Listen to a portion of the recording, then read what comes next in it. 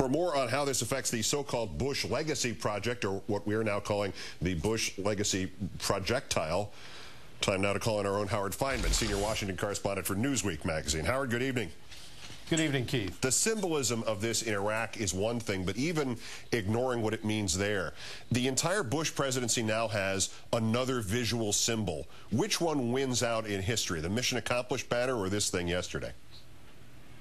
Well, I think the thing yesterday is far more symbolic of what the reality on the ground is, Keith. Talking to neutral observers, people who very much wanted us to succeed and be smart in that region of the country after the attacks on 9/11. I was speaking just a few minutes ago with a very shrewd, very knowledgeable Pakistani diplomat here in the United States who knows this country inside out as he knows his own country, knows that whole region. Says basically that this slapstick event, this sad slapstick event as he called it, was all too symbolic as a kind of last murmur of 8 years of failure in the region. That's his view, and this is a guy who's very, very dispassionate in his view of things. So this matters more in the long run. The president's sort of studied indifference to that cultural meaning that I just referenced there and Bobby Ghosh was talking about. Are we supposed to believe that he believes this was just one bad apple out of an otherwise grateful Iraqi population who just happened to throw whatever was handy?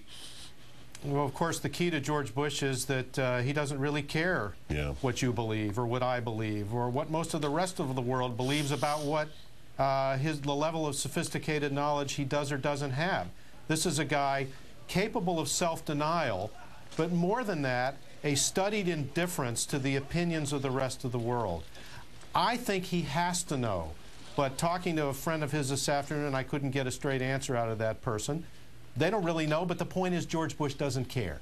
Doesn't care what our view of his level of knowledge is. And this is maybe, when we talk about what this is symbolic of, maybe that's what it is symbolic of, this event, that this larger problem has been between the Bush administration and the Arab world, you could even argue the entire world all along, a willful ignorance of the culture. We are not going to bother to understand what fill in the blank means to you.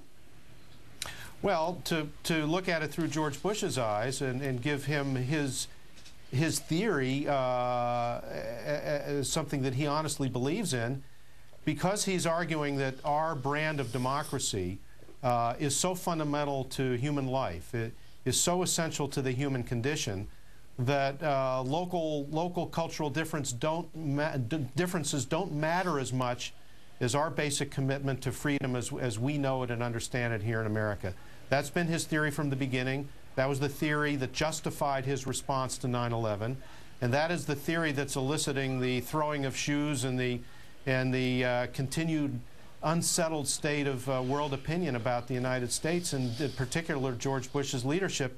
As slapstick as this was, as trivial as it was in a way, it's all too symbolic of what the rest of the world has come to viewed as George Bush's legacy in the world. And the legacy project, this obvious attempt in the last month, 2 months to improve his reputation as history begins to write his story. How's that going exactly?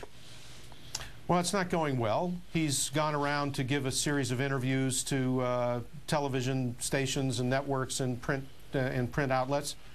They've not gone well because he doesn't have that great of a story to tell. The key thing that he has to say, he doesn't really want to sell too hard, which is that this country hasn't been attacked since 9/11. That really is what his legacy is going to be if he's going to claim it on the minutes after January 20th, 2009. But really, for the most part, he doesn't have a whole lot to brag about. And the key line from that Martha Raddatz interview and that ABC interview the other day, where he said, "So what?" As you pointed out, so what? To the notion that we created the theater that al-Qaeda was responding to in Iraq. That phrase, "so what," really sums up to a lot of people what the legacy has been.